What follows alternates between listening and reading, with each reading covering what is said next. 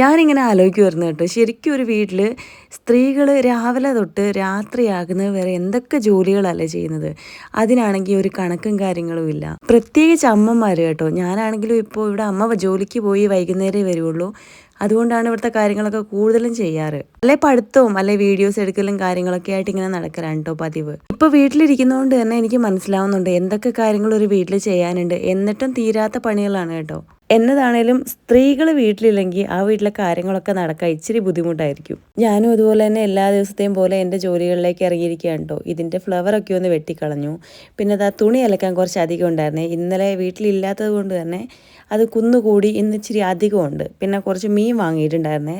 ചെറിയ മത്തി ആയതുകൊണ്ട് വെട്ടാൻ നല്ല ബുദ്ധിമുട്ടാണ്. ഇതാകുമ്പോൾ മീൻ കടയിൽ ചെന്നിട്ടുണ്ടെങ്കിൽ അവർ വെട്ടിത്തരത്തുമില്ല. പിന്നെ കുറച്ച് വറക്കാൻ വേണ്ടിയിട്ട് പുരട്ടി വെച്ചു കേട്ടോ. ഉച്ചയ്ക്ക് മോന് മീനില്ലാതെ പറ്റത്തില്ല. പിന്നെ ഇടയ്ക്ക് ഞാൻ ഇതുപോലെ മോര് ഉപ്പിട്ട് കുടിക്കാറുണ്ടേ.